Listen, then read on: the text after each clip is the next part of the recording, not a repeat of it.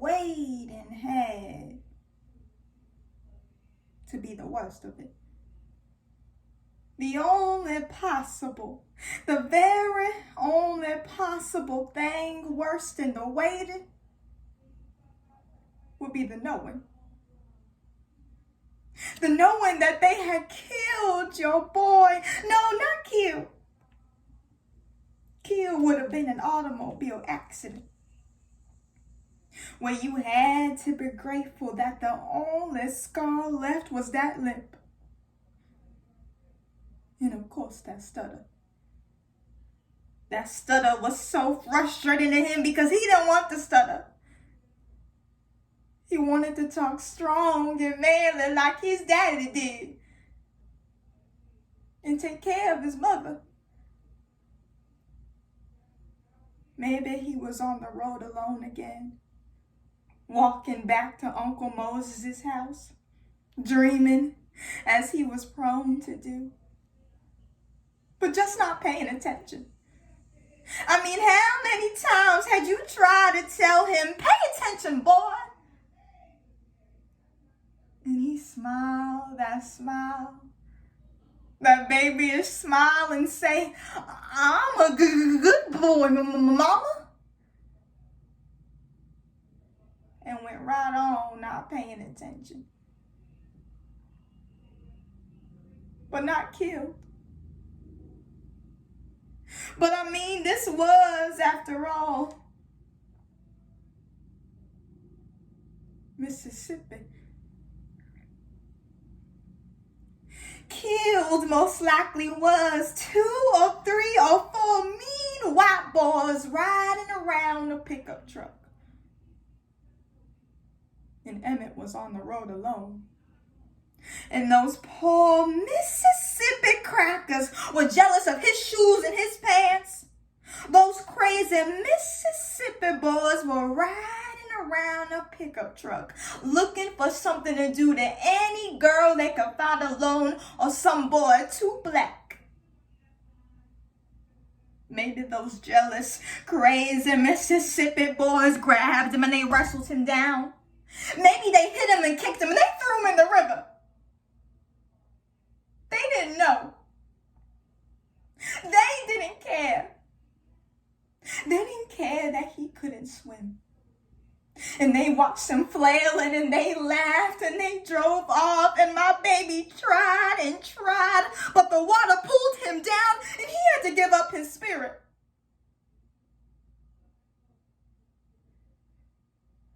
Maybe that's what they mean when they say killed.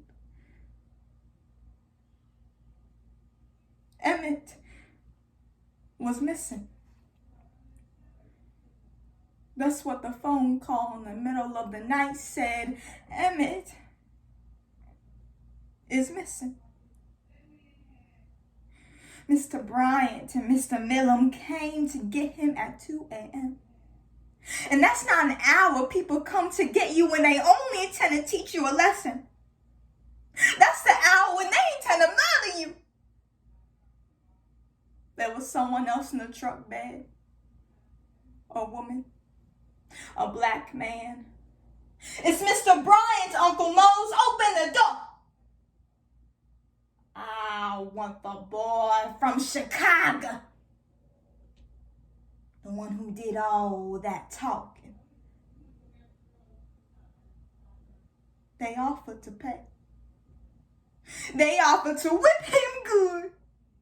They said he was simple-minded and didn't know what he was saying. They said, please. But they took my boy. Just a barely 14-year-old boy trying to impress his Mississippi cousins. They would laugh at his stutter. They would ape his doo-wop walk. He wanted to show them he wasn't afraid. Hey, yo, go talk to that white woman in the store. Hey, yo, you think you so tough? Go talk to that white woman. They knew. They knew the danger. They knew he would probably take a good whooping from from somebody, Mr. Brian, to Uncle Mose. Somebody would show him that just because he was from Chicago, his mama was from Webb, but this is Mississippi. And the cousins knew how this system worked. And they would show him. Never thinking 3 days later there would be a knock at the door. At first, whatever was said was said. The black community held its breath.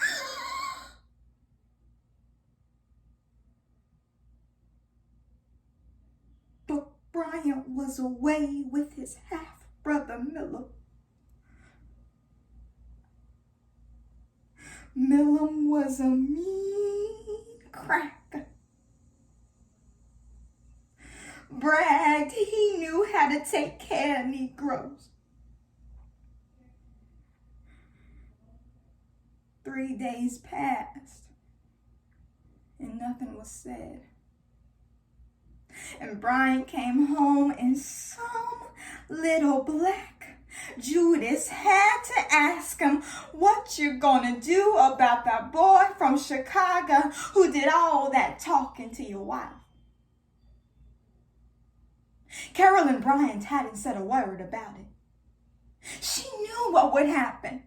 She knew what he did to her. She knew what he did to the kids, and she didn't want it on her plate. But some little black Judas had to ask him, what you gonna do? Did he think there would be a show?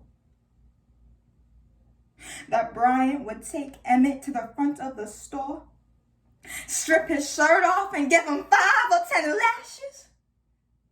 Did he think it would be funny to see my boy, a barely 14-year-old boy, cry for mercy? What could he have been thinking?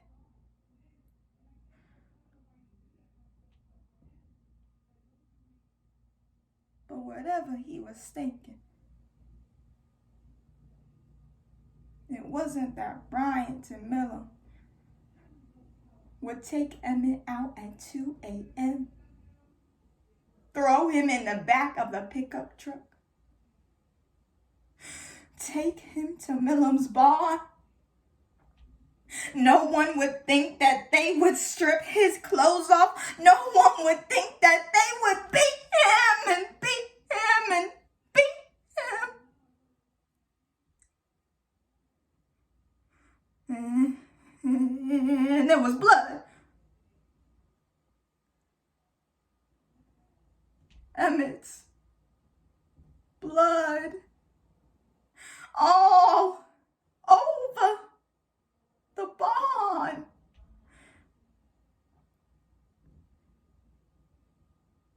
And the black man beat him too. Just so the white man knew he wouldn't testify against him. But then finally, mercifully, they put a bullet in his head, but I know my baby was gone way before that. I know Jesus reached into that barn and took Emmett away. Emmett was not in that barn when they started putting things in every office that they could. Emmett was not in that barn when they started cutting him. No!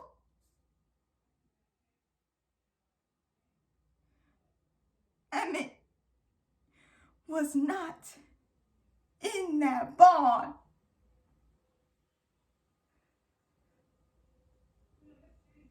They hauled his body to the Tallahatchie River. Even they must have been ashamed.